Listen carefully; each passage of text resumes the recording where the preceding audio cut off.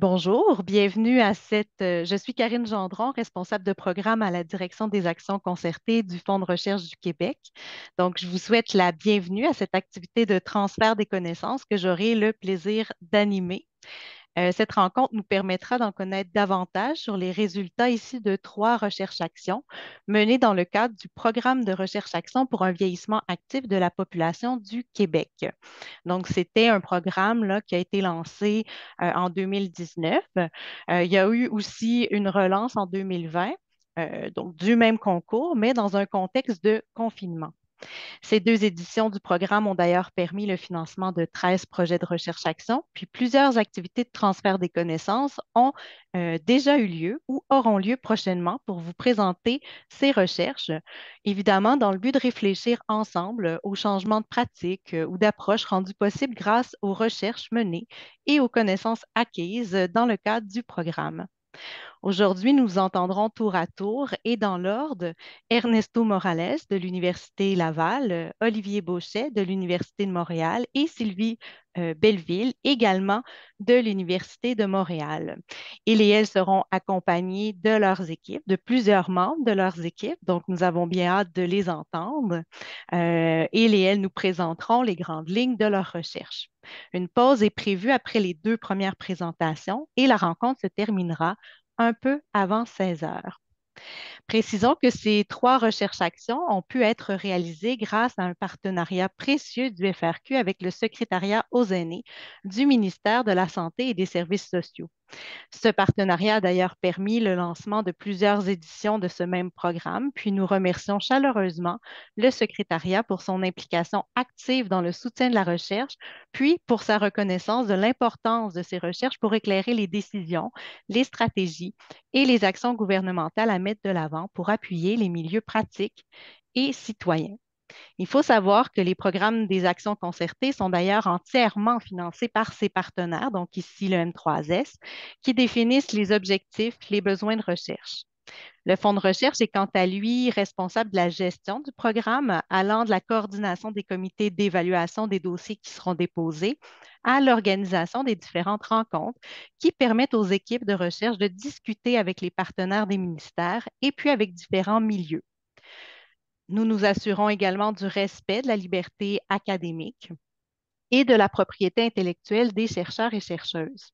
Au terme de chaque recherche menée aux actions concertées, le Fonds organise une activité de transfert permettant de favoriser l'appropriation des connaissances par les milieux utilisateurs.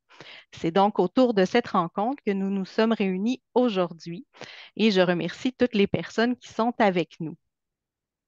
Donc, non seulement le partenaire, donc ici le secrétariat aux aînés du M3S finance le programme, puis suit les projets qui sont sélectionnés par un comité de pairs, mais il est également l'instigateur du programme. En effet, il est celui qui a défini les objectifs de recherche qui ont mené aux besoins identifiés dans l'appel de proposition, donc des besoins de connaissances à combler. Voilà. Donc, à ce propos, je laisserai Isabelle Hardy, donc conseillère à la direction des programmes et partenariats aux aînés du secrétariat aux aînés du ministère de la Santé et des Services sociaux, vous présenter rapidement le programme de recherche-action pour un vieillissement actif de la population du Québec. Merci beaucoup. Oui, donc le programme de recherche-action pour un vieillissement actif de la population du Québec, en fait, là, fait partie des initiatives qui étaient inscrites au plan d'action 2018-2023 Un Québec pour tous les âges. Donc, c'était un programme, en fait, qui avait trois objectifs. Donc, d'abord, d'approfondir les connaissances sur certains champs d'action touchant le vieillissement actif. On voulait également pouvoir créer et consolider des partenariats entre la communauté scientifique et les organismes du milieu qui agissent directement auprès des personnes aînées. Et on voulait que ces équipes-là puissent en fait expérimenter, transformer des pratiques, des approches afin d'outiller les organismes du milieu à mieux intervenir auprès des personnes aînées. Donc, effectivement, là, depuis 2019, on a financé 5 cohortes de chercheurs et chercheuses et on est vraiment là, très, très heureux de pouvoir assister aujourd'hui à la présentation des résultats de certains de ces projets. Merci Isabelle pour cette présentation qui met un peu la table à la journée d'aujourd'hui, à cet après-midi. Donc voilà, et merci aussi pour votre confiance. On aime beaucoup collaborer avec vous au FRQ. Vous êtes plusieurs avec nous aujourd'hui pour discuter des trois projets. Vous provenez aussi de milieux diversifiés, il faut le dire. Vous avez différents profils, ce qui est très stimulant, puis qui promet une période d'échange assez riche. Pour ce qui est du déroulement de la séance, je vous informe que chaque équipe dispose de 30 minutes de parole. Nous les entendrons ainsi tour à tour et après chaque présentation, vous pourrez poser vos questions pendant une quinzaine de minutes. Ces questions seront à inscrire dans la boîte de discussion, puis je serai votre voix en fait. Je pourrai relayer aux chercheurs, aux chercheuses vos questions pour pouvoir favoriser les échanges. Donc, vous ne pouvez pas ouvrir vos micros, vos caméras, c'est tout à fait normal. C'est simplement pour faciliter les échanges par la suite. Vos caméras, voilà, non, ça je l'ai déjà dit. Ce que je voulais dire, en fait, c'est que nous rediffuserons aussi la séance d'aujourd'hui sur la chaîne YouTube du Fonds. Par contre, la séance de questions ne sera pas enregistrée. Donc, c'est important de rester jusqu'au bout si vous avez certaines questions à poser ou si vous voulez entendre les échanges à la suite des présentations. Par ailleurs, je vous informe que les questions écrites dans la boîte de discussion ne sont pas visibles à l'ensemble des participants et participantes. Donc, ne soyez pas timides. Je ne nommerai pas votre nom, à moins qu'explicitement vous me demandiez de le faire pour porter à la connaissance de l'équipe là, votre intérêt, par exemple. Ces questions vont pas être ne sont accessibles en fait qu'aux panélistes que vous voyez à l'écran. Donc, n'hésitez pas à poser vos questions même au fur et à mesure des présentations, mais la consigne que nous donnons à nos équipes est évidemment d'attendre à la période de questions avant d'y répondre. Je suis également accompagnée de ma collègue Audrey Asselin, donc qui est notre fée de la technologie, comme j'aime bien l'appeler. Elle est responsable des aspects logistiques, techniques, technologiques de la rencontre. Donc, elle pourra répondre à vos questions si vous en avez ou vous aider avec un éventuel problème technique. Donc, je la remercie infiniment de veiller sur nous ainsi. Sans plus tarder, nous pourrions passer à la présentation d'Ernesto Morales de l'Université Laval, qui est d'ailleurs accompagné de son collègue qui pourra nous présenter. Donc, son projet est un projet de recherche-action qui s'intitule iPass Âge Incendie, prévention, accessibilité et sécurité pour les personnes âgées. Alors qu'il amorce tranquillement son partage d'écran, je me permettrai de le présenter brièvement. Donc, avec une formation en architecture et design industriel, Ernesto Morales a fait son doctorat en aménagement à l'Université de Montréal et ses études postdoctorales en gérontologie environnementale à Montréal et en environnement guérissant à Utrecht, aux Pays-Bas. Ses intérêts de recherche portent sur l'accessibilité inclusive et les solutions de design pour améliorer la qualité de vie des personnes ayant une incapacité au niveau des objets, des espaces domiciliaires ou cliniques ou dans le contexte urbain. Il est professeur titulaire à l'École des sciences de la réadaptation de la Faculté de médecine de l'Université Laval et puis chercheur régulier au CIRIS. Donc, je vous remercie d'être avec nous aujourd'hui, puis je vous cède la parole pour les 30 prochaines minutes. Merci beaucoup. Est-ce que vous m'entendez bien et vous voyez bien? Parfaitement. Parfait, super. Bah, merci pour la présentation, mais merci de l'invitation aussi. Je suis ravi d'être ici. Je suis ici avec mon étudiant de doctorat, William Thériault. Si tu veux, William, te présenter, s'il te plaît. Donc, bonjour, je m'appelle William Thériault, je suis étudiant sous la tutelle de Ernesto Morales et ergothérapeute de formation. Puis je suis là pour vous présenter là, une certaine partie du projet. Super. Bon, donc, le projet iPassage, incendie prévention, accessibilité et sécurité pour les personnes âgées. Vous voyez, on s'amuse avec les acronymes. Il est composé de plusieurs chercheurs qui ont été très actifs dans le projet, notamment Jean Rouel en génie mécanique et Isabelle Feydeau en ergonomie. Mais aussi Claude Vincent, Dominique Giraud, tous à l'Université Laval et Manon Gay à l'Université Sherbrooke. Il y a deux étudiants qui ont participé dans ce projet, Guillaume Blanchette et William Thériault, qui vient de se présenter. Nos partenaires, c'était Kathleen Paquet, qu'elle est la responsable de la gestion de risque en sécurité incendie de SIS Chaudière-Appalaches, Jocelyne Dubé du SST et Olivier Colomberan d'Europe 03. Alors, comme vous pouvez constater, l'évacuation d'une résidence de personnes âgées ou d'une CHSLD, ça peut être vraiment difficile et chaotique. S'il y a un incendie comme la tragédie qui s'est passée en résidence Havre, pardon, qui a laissé 32 décès, plusieurs blessés. C'est vraiment malheureux parce qu'il y avait énormément de... C'était un concours de circonstances qui a fait cette tragédie, mais comme dans ce type d'incident, normalement, ça passe malheureusement comme ça. Mais l'évacuation des personnes âgées et en plus qui ont des incapacités, c'est vraiment complexe. Et en plus, au Canada, on a pas mal des incendies à chaque année. C'est très souvent que l'alarme d'incendie ne fonctionne pas dans plusieurs euh, établissements et sont toujours les personnes âgées qui ont plus de risques de décéder à cause de la difficulté d'évacuer. Et le temps d'évacuation, c'est incroyablement vite une fois que l'incendie commence. Dans ce contexte, le gouvernement de Québec a mis en place un comité de sécurité incendie et l'adoption du règlement de bâtiment du Québec pour l'installation obligatoire des systèmes de gicleurs, des réformes dans le règlement de certificat de résidence pour aînés et un resserrement des normes concernant les plans de sécurité incendie. Et malgré tout, les personnes âgées, quand même, sont 40% que sont plus à risque de mourir, qu'en fait, qui ont décédé depuis 2019. Et c'est similaire dans d'autres pays, mais qui viennent à, justement, les questionnements de ce projet, c'était est-ce que les gicleurs, c'est suffisant?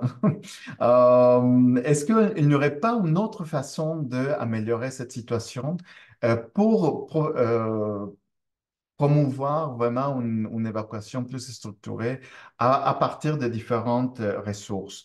Donc, pour ça, c'est que le projet est né. On a trois objectifs. La création de lignes directrices d'évacuation des personnes âgées, un programme de formation et des solutions d'évacuation. Je vais y aller vite dans les premières. Désolé, je parle vite, mais on a énormément de choses à vous dire. On a fait une revue de littérature par rapport aux premiers objectifs. Pour identifier les obstacles et les facilitateurs et on a consulté la littérature scientifique et aussi la littérature grise, ce qu'on peut trouver sur Internet et dans des règlements et qu'est-ce que ça fait ailleurs. Et avec ça, on a trouvé pas mal, 20 obstacles, 9 concernant le personnel, 11 concernant l'environnement physique et 14 facilitateurs, encore une fois, par rapport au personnel et l'environnement physique. Il y a des enjeux cognitifs, physiques, institutionnels que je vais nommer tantôt, que je vais bientôt, et les pratiques existantes, on peut les regrouper dans quatre façons. Les exercices, les formations, la promotion d'un environnement inclusif et la promotion d'un bon plan de sécurité incendie. Donc, au niveau des enjeux, il y a les enjeux cognitifs. Quand on essaye de faire une évacuation, il y a toujours une ambulance qu'il faut appeler parce qu'il y a quelqu'un qui ne savait pas que c'était une pratique et qu'il était très nerveux ou très nerveuse et il est tombé. Ou le fait qu'il préfère rester, s'il écoute, si l'alarme se déclenche, euh, il décide de rester dans son appartement pour dire, bah, c'est mon moment de mourir qui fait que ce type d'attitude fait il peut mettre en danger la vie d'un pompier. Alors, il y a des enjeux physiques. L'évacuation verticale, c'est compliqué quand on a problème moteur. Ok, nous sommes en fauteuil roulant. Et surtout parce qu'on sait que les ascenseurs ne marchent pas. Et au niveau institutionnel, il n'y a pas la bonne formation ou la formation qui existe, mettons si c'est bon, il y a une rotation de personnel constant et permanent que le rendre plus difficile. Il y a des solutions de déplacement qui ne sont pas nécessairement connues par tout le monde, qui ne sont pas nécessairement mises en place. Ça, c'est une solution à Japon que ça peut donner pour quelqu'un plus fragile dans les eaux, ça peut être compliqué. Cette solution, ça existe et c'est bien. Et en fait, nous avons développé une solution à partir de celui-là. Il y a d'autres solutions, encore une fois, qui se fait au Moyen-Orient, que c'est encore une fois, pour personnes qui n'ont aucun problème de mobilité, c'est parfait. Mais quand on parle de personnes âgées et problèmes de mobilité, ça peut être compliqué. Ce type de solution s'est pratiqué dans plusieurs pays, notamment plus chauds, qui ne le permettent pas nécessairement dans notre climat québécois. Et l'alarme d'incendie, c'est un problème. Si je suis une personne âgée, j'ai un problème d'audition et je suis en train de dormir sans mon appareil, ça se peut que je n'entends pas l'alarme. Donc, il y a d'autres alternatives qu'il faut absolument installer. Et la signalisation, que c'est toujours problématique parce que plusieurs personnes, même de n'importe pas quel âge, ne savent pas nécessairement quoi faire avec les indications existantes, qui fait que, bon, il faut avoir un nombre employé suffisant par rapport le nombre de personnes logées. Et surtout, il faut faire d'exercices de feu. Il faut donner l'orientation aux gens de quoi faire et pour promouvoir les évacuations comme il faut. Il y a une publication, on a publié tout ce matériel en Frontiers in Rehabilitation Sciences. C'est un article où William est le premier auteur qu'on pourrait mettre à votre disposition. Voilà pour la première partie. Le deuxième objectif, c'est la création d'un programme de formation d'évacuation en cas d'incendie adapté aux besoins des personnes âgées. Et on a créé une formation pour aînés et par année. Et maintenant, je donne la parole à William. Donc, bonjour, je vais justement vous présenter la formation et le deuxième objectif du projet aussi, qui était de créer un jeu sérieux pour permettre aux personnes âgées de plus facilement apprendre les principes d'évacuation en cas d'incendie. Ernesto, tu peux changer la diapositive. Donc, la première partie, c'est au niveau de la formation pour les personnes âgées. Donc, je vais vous parler un peu de la méthodologie du projet qui est divisée en 4 parties. Les 2 premières parties, en fait, la partie exploration, c'était vraiment d'aller chercher les informations qu'on avait besoin auprès de nos collaborateurs, auprès de la littérature, pour venir créer un prototype de formation qui ensuite, on est allé dans la deuxième section, la section de co-design, faire des groupes, en fait, avec des experts incendies. Je visais environ 6 personnes, finalement, on a une dizaine. Les personnes étaient très intéressées pour venir commenter le contenu de la formation. Donc, on voulait s'assurer de vraiment venir donner les bonnes informations aux personnes âgées dans notre formation. Donc, on a fait des analyses avec cette rencontre-là et on a modifié la formation aux besoins. Ensuite, lors de l'étape de validation, en fait, c'est un peu le même principe, mais à la place de venir discuter avec des experts incendies, on est venu discuter avec des aînés autonomes, puisqu'on veut que la formation soit donnée par des aînés. On voulait qu'ils puissent se l'approprier le plus possible, puis on voulait être sûr que la forme de la formation soit vraiment la meilleure pour eux. Donc, on venait chercher les informations nécessaires si la formation était bonne au niveau de le langage utilisé, s'il y avait un bon fil conducteur. Donc, vraiment, c'était clair pour eux. Même chose, on a fait des modifications à la suite de cette rencontre-là. Avant de passer à l'étape de développement, où est-ce que là, on vient former des personnes aînées à venir présenter dans les résidences pour personnes âgées la formation. Où est-ce qu'on va venir chercher encore une fois des informations, l'aide d'un questionnaire auprès des personnes qui vont la recevoir, comment ils ont trouvé la formation, si c'était vraiment quelque chose qui leur permettait d'apprendre plus facilement. Donc, pour l'instant, on a une formation de 90 minutes qui est divisible en trois parties. À la suite des différentes rencontres, là, les experts incendies ainsi que les aînés étaient unanimes, la formation était claire, ça véhiculait les bonnes informations.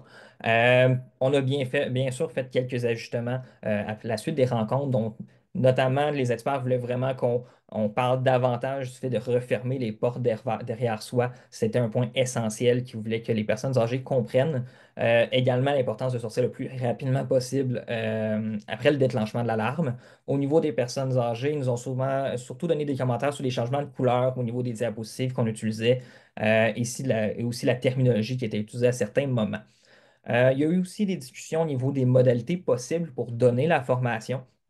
90 minutes, c'est long pour n'importe qui à écouter, à bien comprendre. Donc, la formation est divisible en trois parties de 20 à 30 minutes qui, on a eu des commentaires, pourraient être donnés lors d'activités sociales. Donc, par exemple, lors d'une soirée sociale, je prends l'exemple typique du bingo dans la résidence privée pour aînés, il pourrait y avoir des personnes âgées qui vont venir présenter un 20 à 30 minutes de formation, juste pour donner un premier bloc d'informations aux personnes âgées.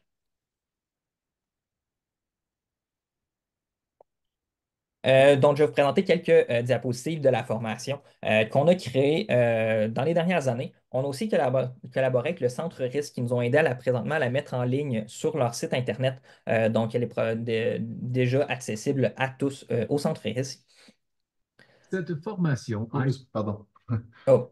Donc, la première diapositive que je montre, en fait, c'est la diapositive qui est divisée en trois parties, le PowerPoint qui est divisé en trois parties. Donc, un rappel des informations importantes sur la prévention incendie. Ensuite, on vient expliquer c'est quoi un plan de sécurité en cas d'incendie.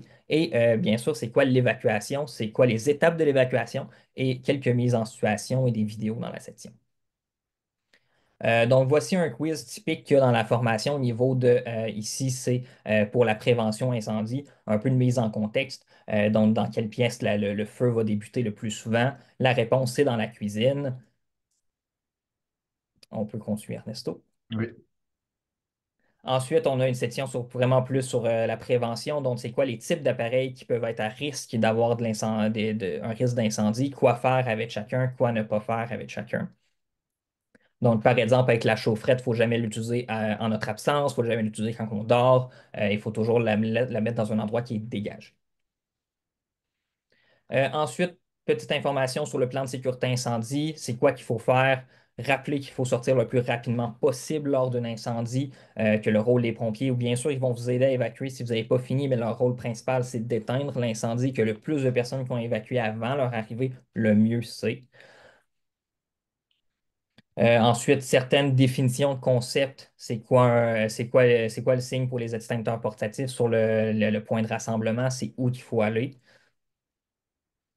Et bien sûr, bien comprendre comment se lit un plan d'évacuation et l'importance de le lire avant un incendie et de bien savoir en fait il est où sur notre étage en cas de besoin d'un rappel. Ensuite, pour les étapes de l'évacuation, en fait, ça se divise en quatre étapes. La formation parle des trois premières, donc détecter l'incendie et le déclenchement de l'alarme, comprendre et évacuer, et le déplacement dans la résidence. La section sur le relâchement est abordée brièvement pour dire que c'est vraiment à gérer par la résidence. C'est vraiment spécial d'une résidence à l'autre. Donc, une question quiz, par exemple, qu'il y a dans la formation. En fait, grosso modo, le texte, il vient dire de qu'est-ce qu'on doit faire l'hiver lorsque l'alarme sonne. Est-ce qu'on doit prendre notre manteau, nos bottes ou non? Euh, il y a aussi quelques vidéos qui ont été faites par le CIS Chaudière-Appalaches dans les dernières années. Donc, par exemple, cette vidéo-ci va parler de comment bien descendre les escaliers lorsque, par exemple, justement, il y a des pompiers qui vont monter de l'autre côté. Donc, il faut rester du côté de la rampe. C'est le genre d'information qui est diffusée dans ces vidéos-là. Et une diapositive pour montrer à quoi ressemble la synthèse des étapes de l'évacuation. La deuxième partie, c'est l'utilisation d'un jeu sérieux. Donc, on voulait venir permettre en fait de pratiquer l'évacuation plus souvent qu'à une ou deux reprises par année par l'utilisation d'un jeu qui est sur iPad. Donc, en fait, c'est un jeu où est-ce que les personnes vont être mises en situation d'évacuation. Des fois, ils vont commencer dans leur chambre, des fois dans une salle commune de la résidence, et ils doivent suivre le chemin le plus rapide possible pour sortir de la résidence en faisant les meilleurs choix pour survivre. Pour la création du jeu, en fait, on a utilisé les mêmes étapes de développement. Dans l'étape d'exploration, en fait, on a créé un prototype d'environnement numérique avec la compagnie SenseTech Solutions, qui est une compagnie ontarienne, et on a créé 4 scénarios avec la responsable de la gestion du risque de Chaudière-Appalaches. Qu'en fait, on a ensuite fait des séances de co-conception, une dizaine, pour venir bonifier l'environnement et les mécaniques de jeu. Qu'on est allé vérifier à quelques reprises avec des personnes âgées pour s'assurer de vraiment que ce soit le plus facile d'utilisation possible. Et bien sûr, avec la gestion du risque aussi, pour en fait s'assurer qu'on donnait encore une fois les bonnes informations, qu'on leur donnait les bons réflexes. Oh, pardon, je suis en Je vais te laisser. retard. Désolé. Ah, encore un peu plus loin, Ernesto. C'est pas Oui, de trouble. désolé. Désolé. Et pour la suite, en fait, on a fait des modifications de jeu avec des séances de test par 3 membres de l'équipe pour s'assurer qu'il y ait le moins de bugs possible dans le jeu que les personnes âgées pourraient rencontrer. Et la compagnie a fait des modifications par la suite. Donc, comme je vous l'expliquais un petit peu précédemment, le jeu, c'est un peu comme je ne sais pas si vous connaissez les livres dont vous êtes le héros, de lorsque tu fais un choix dans le livre, il va t'emmener une page spécifique. C'est un peu le même principe avec le jeu que lorsque tu vas faire un choix dans le jeu, il va t'emmener à un endroit. Donc, l'objectif, c'est de sortir le plus rapidement possible en ayant faites les meilleurs choix. Présentement, on a un jeu vidéo qui représente l'environnement d'une résidence pour personnes âgées. Il se joue sur iPad et il contient 2 modes, le mode tutoriel et le mode en temps réel, avec 4 scénarios chacun. Comme vous pouvez voir en arrière, là, donc ça c'est une photo en anglais, il y a aussi une version française. Ça c'est le mode tutoriel où est-ce qu'il y a des choix disponibles, où est-ce que la personne doit cliquer pour se rendre, par exemple, à l'ascenseur. Alors que dans la version en temps réel, il n'y a pas ces choix-là. La personne doit cliquer sur l'environnement, donc par exemple sur la porte de l'ascenseur, ce qui est un petit peu plus compliqué. Je vais Donc, venir prendre le j'arrête contrôle pour faire la la démonstration, démonstration. j'arrête le partage. Oui,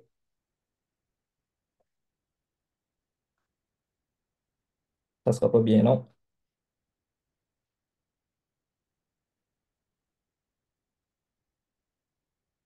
Est-ce que vous voyez tous le jeu?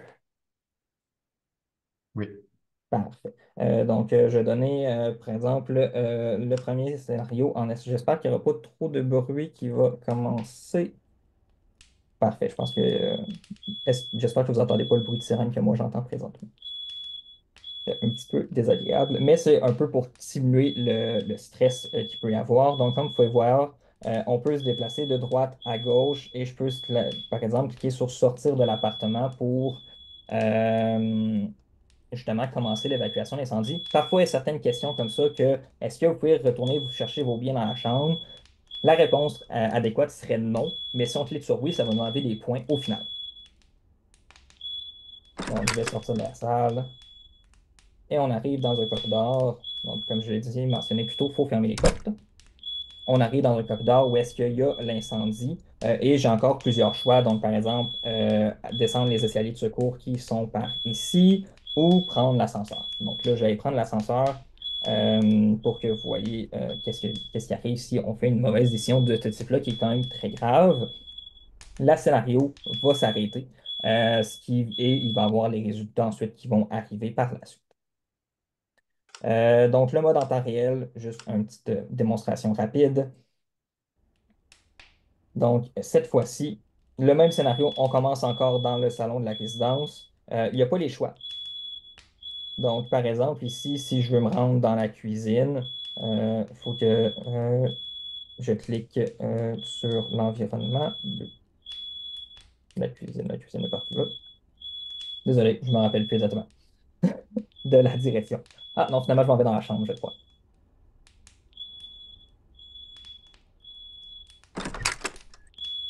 À la salle de bain. C'était une surprise pour moi-même. Donc, par exemple, en cliquant sur l'environnement, je me suis rendu dans la salle de bain. Notez qu'il y a un endroit dans le jeu pour explorer l'environnement sans être dans le jeu, donc pour ne pas faire comme moi et savoir en fait où se rendre plus facilement. Donc, je vais arrêter de nouveau le partage, Ernesto.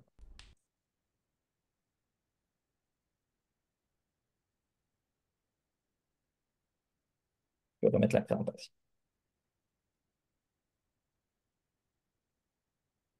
Donc, les retombées, en fait, de ces deux outils-là, en fait, d'aide à l'évacuation, c'est bien sûr d'améliorer l'évacuation structurée lors d'incendies pour diminuer le nombre de blessés, le nombre de morts qu'il peut y avoir lors de ces tragédies-là, par la création d'une formation pour les aînés donnée par les aînés, et aussi par la création d'un jeu sérieux qui simule les situations d'incendie et qui leur permettrait de se pratiquer plus régulièrement qu'à l'aide des pratiques d'incendie actuelles.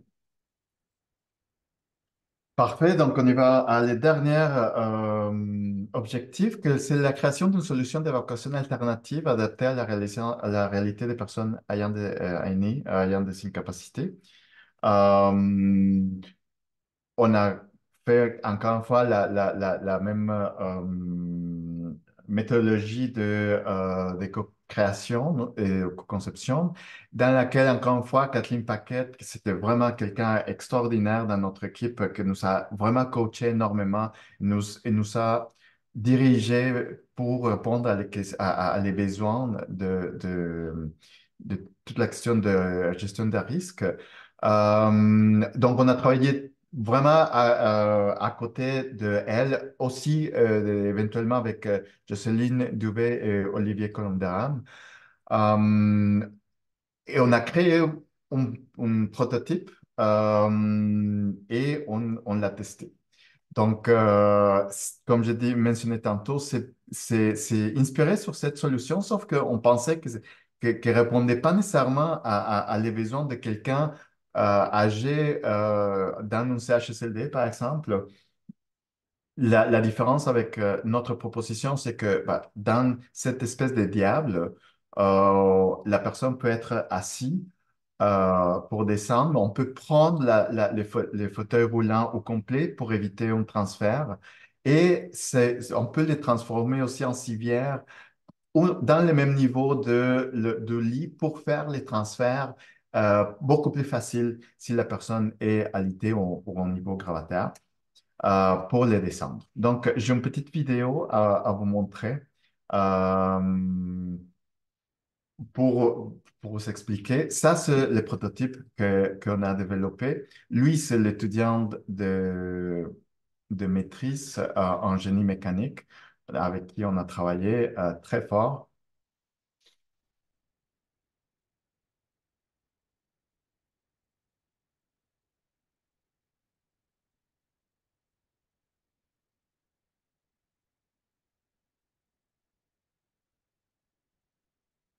Ça, c'est un test dans les escaliers avec un autre étudiant, le membre de l'équipe.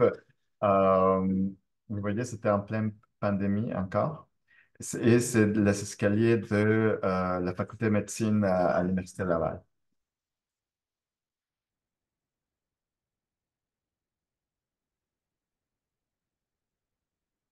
Donc, ça, c'est le cas de la personne assise. Et ça, c'est pour prendre le fauteuil roulant. En fait, vous voyez, ce sont des solutions super simples. On voulait vraiment créer quelque chose qui ne coûte pas une fortune, sinon qui soit comme accessible, ben, abordable pour les institutions, pour avoir au moins un dans chaque institution. Euh, et ça, c'est moi super fier de le prototype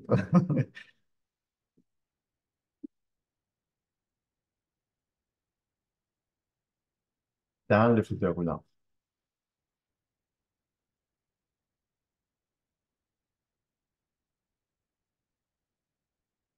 Ça a l'air comme super simple, mais vraiment pour arriver à cette solution, ça a pris mais énormément de sessions et des temps pour arriver bon, à ce qu'on a pensé c'était la meilleure. Ça, c'est en version civière. Donc, on vient de faire le transfert de la personne, mettons gravataire ou ne peut pas s'asseoir euh, dans dans cette mode. Alors, ici aussi, il y a des douches euh, comme partie en plastique pour envelopper complètement la personne. On n'a pas voulu les montrer parce que on cache tout, là. Mais il y a quelque chose de sécuritaire pour que la personne ne peut pas ouvrir ses bras ou bouger les bras pendant la descente. Mais on voulait comme aussi montrer dans cette mode pour évacuer des gens. Donc, voilà. Après, bah, il semblait que, que fonctionnait par rapport aux personnes ayant des incapacités et personnes âgées, mais on ne voulait pas nécessairement créer une solution où il y a des problèmes, ou écrire de nouveaux problèmes. C'est-à-dire, mettons que, bah, vous savez, vous, dans la vidéo, que c'était l'étudiant, les jeunes et femmes, si c'est un préposé qui doit commencer l'évacuation parce qu'il y a mettons que les pompiers n'arrivent pas encore et il faut absolument évacuer quelqu'un, bah, ça se peut que les préposés soient une femme de petite taille, que ça existe beaucoup dans ce milieu. Ce qui fait qu'on voulait tester si c'était pas trop lourd, trop difficile.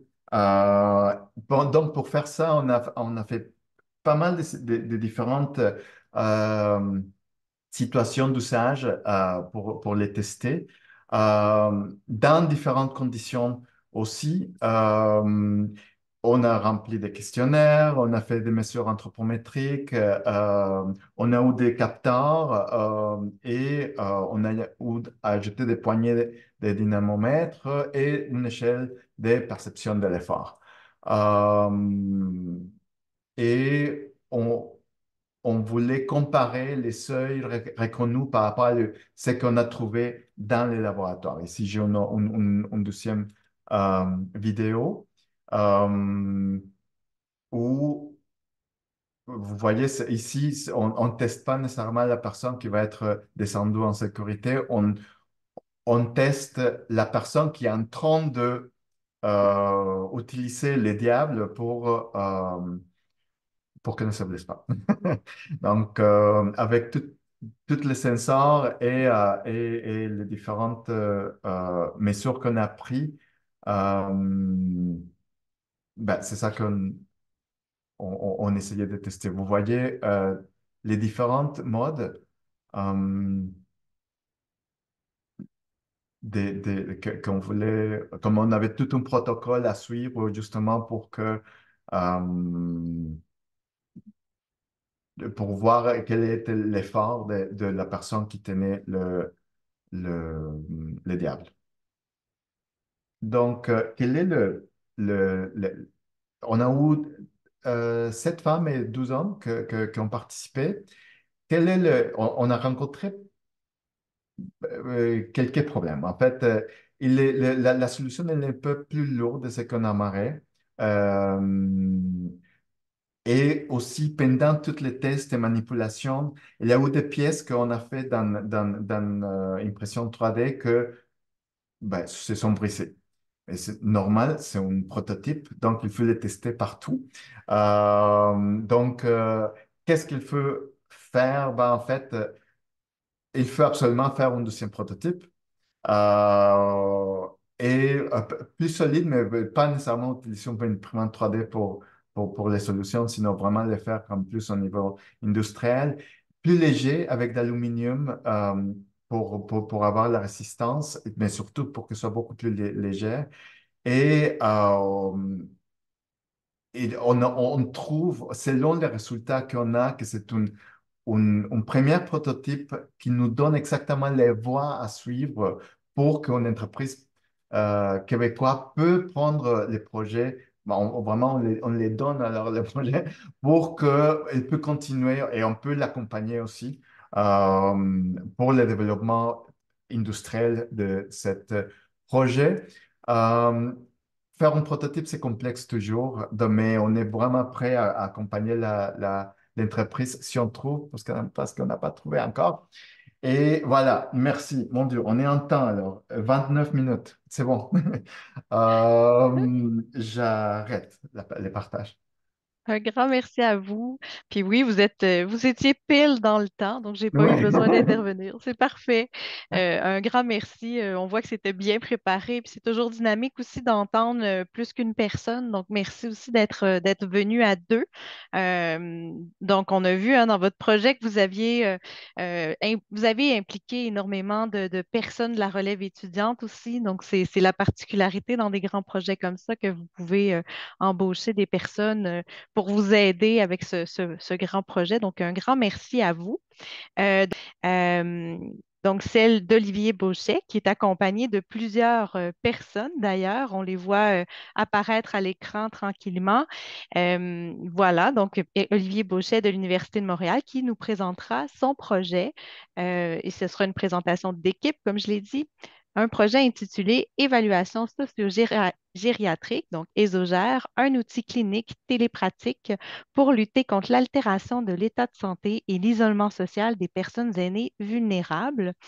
Fidèle à nos habitudes, je vous présente le docteur Beauchet, qui nous présentera ensuite son équipe, évidemment. Donc, le docteur Beauchet a une longue expérience dans le développement d'outils de télésanté et de plateformes numériques. Donc, il a créé en 2015 la plateforme Sésame, donc un auto-questionnaire étant le premier outil scientifique validé d'auto-évaluation de l'état de santé général et fonctionnel de la personne aînée. Il a créé également en 2020 l'outil évaluation socio-gériatrique nommé ESOGER. Donc, cet outil dont on entendra parler un peu aujourd'hui, donc qui a été développé lors de la première vague de la pandémie COVID-19, permettant d'évaluer et d'intervenir rapidement et à distance au cours d'un appel téléphonique réalisé par tout type d'intervenant avec la personne aînée et ou une personne proche aidante d'aînée. Et puis depuis 2021, en tant que représentant de la direction service personnel à la table tactique télésanté du CCS Montréal. Euh, donc voilà, ce prototype-là, pas ce prototype, mais ce projet-là perdure dans ce contexte. Depuis 2023, le docteur Beauchet travaille à la création d'outils de télésanté, faisant intervenir des outils d'intelligence artificielle également, permettant de dépister les problèmes de santé mentale, physique, sociale chez les personnes âgées et les personnes proches aidantes pour leur fournir des recommandations à suivre pour améliorer leur santé, leur qualité de vie. Donc, on voit des projets très stimulants. Je l'invite donc à nous présenter aujourd'hui les résultats de sa recherche-action pour les 30 prochaines minutes avec son équipe qu'on est très heureux d'accueillir. Merci Karine. Donc je vais laisser Adeline qui va prendre la main pour la présentation du PowerPoint. Alors, voilà, parfait. Super. Donc, comme vous l'a dit Karine, je suis médecin, professeur titulaire à l'Université de Montréal et un médecin qui pratique gériatre à l'Institut universitaire de gériatrie. J'ai un laboratoire au centre de recherche de l'Institut universitaire de gériatrie où s'est passée la gestion de l'étude. Et je vais faire une présentation à trois voix, la mienne, et puis celle d'Adeline et Camille qui vont se présenter. Oui, bonjour. Donc, c'est Adeline Moret. Je suis professionnelle de recherche et je suis en charge des études de l'axe télésanté pour le laboratoire du docteur Bochet et je suis ravie d'être avec vous aujourd'hui. Bonjour, moi c'est Camille Normandin. Je suis également professionnelle de recherche au laboratoire du docteur Beauchet et puis moi je m'occupe du côté qualitatif de la recherche. Parfait. Merci Adeline, merci Camille. Donc, diapositive suivante. On a fait ce choix de présenter à trois voix pour vous donner une idée de comment on fonctionne dans le laboratoire. Aujourd'hui, je vais prendre ma casquette de chercheur quantitativiste. Camille a la casquette de la chercheuse qualitativiste et Adeline la casquette de coordinateur d'un projet de cette nature, entre autres, qui est un gros projet qui a nécessité de multiples interventions avec différents partenaires. Donc, le but de cette présentation est de vous expliquer le contexte, donner les objectifs et la méthode dans un deuxième temps, de présenter les résultats, les retombées et le transfert, puis de vous ouvrir les perspectives de où on peut aller aujourd'hui avec ce type d'outil. Diapositive suivante. Donc, ce qu'il faut se rappeler, c'est que l'outil est né de la pandémie. Dès 2020, quand les mesures sont tombées en mars de restriction, de confinement à domicile, on a, avec mon équipe, construit tout de suite un outil pour répondre aux demandes, à cette difficulté que présentait l'isolement du sujet âgé. Et puis en 2021, fin 2000, est apparu l'appel à projet. Puis on a dit, bah, il faut, maintenant qu'on a montré qu'on pouvait faire quelque chose et que ça fonctionnait en pratique, il fallait valider d'un point de vue scientifique ce qu'on avait fait, puis surtout l'améliorer. Donc, on était dans ce contexte de mesures de confinement entraînant des difficultés de maintien des services et soins de support à domicile, hein. Cette rupture des soins et services des sujets âgés à domicile, avec tous les effets délétères que ça pouvait avoir sur le contexte des maladies chroniques et puis surtout sur ce phénomène de désadaptation, de déconditionnement qu'on avait largement tous sous-estimé au début dans son impact quand les mesures ont été mises en place. Et puis, il y avait deux enjeux. C'était qu'on avait un nombre accru de personnes aînées à l'état de santé altéré vulnérable qui étaient à domicile et qui ne recevaient plus les soins qu'elles devaient recevoir. Et en plus, il y avait ces problématiques qui apparaissaient de plus en plus que les personnes proches aidantes de ces personnes aînées et les organismes communautaires s'étaient affaiblis durant cette période, s'étaient épuisés notamment pour les proches aidants et n'arrivaient plus à fournir les soins et services nécessaires. Donc, il fallait pouvoir évaluer et proposer des solutions d'intervention. Et c'est comme ça que l'outil a été conçu Esogère, un outil d'évaluation, mais qui donne une réponse immédiate pour pouvoir intervenir. Diapositive suivante, et je laisse la parole à Adeline. Oui, parfait. Merci beaucoup. Donc, ESOGER, donc c'est bien la contraction de évaluation socio-gériatrique. C'est un questionnaire simple qui est accessible à partir d'une plateforme numérique. Donc, l'idée, c'est vraiment qu'un intervenant d'un organisme communautaire qui va suivre une personne aînée dans le besoin va pouvoir appeler la personne aînée, lui poser les questions de ESOGER à l'oral, tout en remplissant ce questionnaire ESOGER. Donc, je voulais lancer la vidéo sans le son. C'est ça, parfait. Donc, ce questionnaire ESOGER, hop. Comme vous voyez, on peut demander si c'est un questionnaire de suivi. La personne qui peut remplir le questionnaire, ça peut être la personne aînée ou son proche aidant. On pose des questions sur la COVID, s'il y a des symptômes, si la personne est vaccinée. Et on pose des questions sur les conditions de vie de la personne. Est-ce qu'elle vit seule? Est-ce qu'elle se sent délaissée? Quel est son genre? Quel est son niveau d'anxiété? Est-ce qu'elle a un médecin de famille? Euh, son lieu d'habitation? Et est-ce qu'elle est suivie actuellement par un CLSC?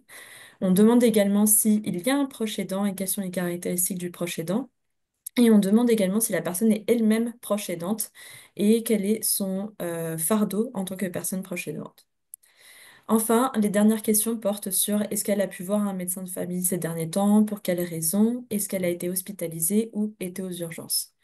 Enfin, à la fin du questionnaire, l'intervenant peut remplir dans la première boîte de dialogue si des informations complémentaires que lui a données la personne aînée.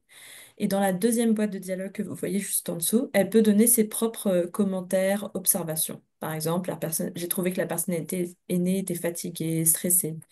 Et ensuite, l'intervenant peut dire si, est-ce que selon lui, elle a besoin d'une évaluation complémentaire, par quel professionnel, et si elle a besoin d'une prise en charge. Donc, pour chaque questionnaire, il y a la date et l'heure qui est bien sûr enregistrée de manière automatique. Ensuite, en appuyant sur le bouton Continuer, en effet, ça va donner un rapport de manière automatique. C'est un rapport où on peut voir dessus, bien sûr, le nom du patient, enfin, de la personne aînée, son niveau de fragilité, son risque spécifique santé sociale, santé physique et santé mentale, et à chaque fois les raisons pour lesquelles il y a un risque de santé sociale, santé physique ou santé mentale. Et ce rapport, il peut être téléchargé, envoyé à un professionnel de santé, imprimé. Donc, c'est quoi l'objectif d'ESOGER dans le fond? C'est de déterminer si les besoins essentiels, sanitaires et sociaux sont bien satisfaits et s'il y a un risque de rupture. Et pour l'intervenant de l'organisme communautaire, c'est aussi de recommander et mettre en place des interventions rapides pour lutter contre ce risque de rupture. Donc, quels sont les objectifs du projet de recherche qu'on vous présente actuellement? En fait, c'est de co-développer et déployer une version d'ESOGER. Donc, il faut comprendre qu'en 2021, on avait développé une première version d'ESOGER qu'on a d'abord évalué et puis on a développé une deuxième version des EGR. Et l'objectif, c'est d'évaluer si cette deuxième version permet de lutter contre l'altération de la santé physique, mentale, la progression de la perte d'autonomie, et aussi, est-ce que ça a un impact sur l'isolement social des personnes aînées et leur utilisation de ressources de santé, comme par exemple le recours aux hospitalisations, aux services d'urgence. Donc pour ce projet de recherche, on a plusieurs partenaires. Notre premier partenaire, qui est très important pour nous, c'est la Croix-Rouge canadienne Québec. Donc en fait, la Croix-Rouge canadienne Québec a développé un programme depuis la COVID-19, si je ne me trompe pas, qui est le programme Proximité Personnes Aînées et qui consiste à soutenir les personnes aînées sans médecin de famille. Et donc, on a implanté Esogère au sein de ce programme, si bien que un intervenant de la Croix-Rouge fait passer Esogère au tout début de la rencontre avec cette personne aînée. Puis ensuite, on a une infirmière qui va analyser les résultats d'Esogère et lui proposer des recommandations et des interventions adaptées. Pour la recherche, donc c'est bien notre laboratoire situé au CRIUGM qui s'est occupé de la coordination et de la recherche quantitative. Mais on a été très soutenu par le laboratoire ACT à l'Université de Concordia qui s'est occupé de la recherche qualitative avec Camille. Pour le support technique, c'est Code Lyon, notre partenaire qui a développé Esogère et sa plateforme surtout. Et notre institution de référence, c'est le SUS Centre-Sud de l'île de Montréal. Donc pour la méthodologie employée, donc je vous avais expliqué, il y a d'abord une première version des OGR en 2021 qui a été réalisée et une première phase d'étude qualitative a été aussi faite à ce moment-là où on a cherché à savoir quelle était l'expérience et les aspects généraux des OGR par 4 organismes communautaires et 10 entretiens semi-dirigés ont été réalisés. Donc ensuite, en 2022, on a développé une deuxième version des OGR et là, on a décidé de mener 2 phases de recherche en parallèle. Donc d'abord une phase de recherche en quantitative où là, on voulait vraiment voir les effets des OGR sur l'état de santé des personnes aînées et l'utilisation de leurs ressources de santé. Donc là, on a utilisé une méthode d'essai clinique randomisé qui consiste à avoir 2 groupes de personnes aînées et proches aidants. Certains vont pouvoir utiliser Esogère et bénéficier d'intervention de la Croix-Rouge et d'autres ne vont pas bénéficier d'intervention de la Croix-Rouge. Et on a réalisé cette recherche, on les a interrogés à 3 intervalles pendant 6 mois. Et en parallèle, on a notre phase d'étude qualitative qui cherchait plus à comprendre c'était quoi les obstacles, les leviers à l'utilisation des OGR et les impressions euh, sur Esogère, la deuxième version, par les personnes aînées, leurs proches aidants et le personnel de la Croix-Rouge canadienne Québec. C'est bien ça.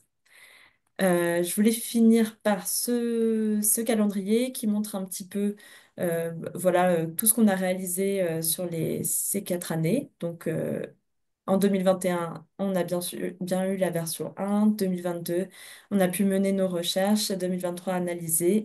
Et aujourd'hui, on est dans la phase de déploiement et de publication de nos recherches scientifiques. Et je vais laisser la parole à Camille. Merci, Adeline. Donc, je vais vous présenter les résultats des études qualitatives. Tout d'abord, on va commencer avec la première phase. Comme Adeline le décrivait, ça a été un peu de brosser le portrait de l'opinion des gens du communautaire à travers 10 entretiens semi-dirigés. Donc, d'abord, les avantages perçus, c'est un outil qui aide à combler un vide au niveau des soins et services, particulièrement pendant la pandémie, puis aussi dans sa capacité d'identifier les vulnérabilités qui sont pas toujours évidentes. Euh, Ça aussi, ça a été exacerbé par la distanciation sociale. Puis, on a soulevé également que l'outil est flexible parce qu'il permet également, oui, il y a un questionnaire objectif à remplir, mais il y a également une boîte à commentaires qui permet d'intégrer le jugement subjectif et par conséquent un facteur humain dans l'évaluation.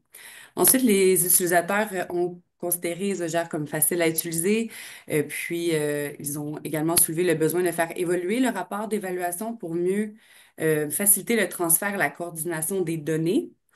Et On a également relevé des avis contradictoires sur le protocole de consentement. Parfois, ça alourdissait le processus entre passer le questionnaire et, dans le contexte d'une recherche, également faire passer le formulaire de consentement. Donc, on a identifié un besoin de mieux coordonner les pratiques en recherche et avec les organismes respectifs et partenaires. Et puis, on a soulevé également certaines suggestions au niveau du contenu. D'une part, ajouter des questions ou des modules complémentaires, par exemple sur l'autonomie, le milieu de vie ou les chutes, et clarifier la question sur le statut socio-économique, l'accès à la nourriture, les médicaments et les soins. Et finalement, il y avait quelques petites clarifications à faire au niveau de terminologie. Donc, il y a également eu des adaptations linguistiques. Pour la prochaine diapo. Donc, suite à ces entretiens-là, on a fait des modifications avec Isogère et puis il y a eu une deuxième version. Nous avons restructuré le questionnaire en plusieurs catégories pour faciliter la lisibilité. Également, on a ajouté une création d'un risque spécifique au niveau de la déshydratation et des questions liées au risque de la COVID. Également, il y a eu des allègements, particulièrement sur les questions de la prise en charge du CLSC et professionnels de la santé. Puis, on a également ajouté des questions sur la solitude et la qualité des liens sociaux. Et finalement, on a retiré une question sur le supplément de revenus garanti, qui parfois également amené un peu de confusion au niveau des, des usagers. Je laisse la main à Dr. Boucher pour vous représenter les résultats quantitatifs.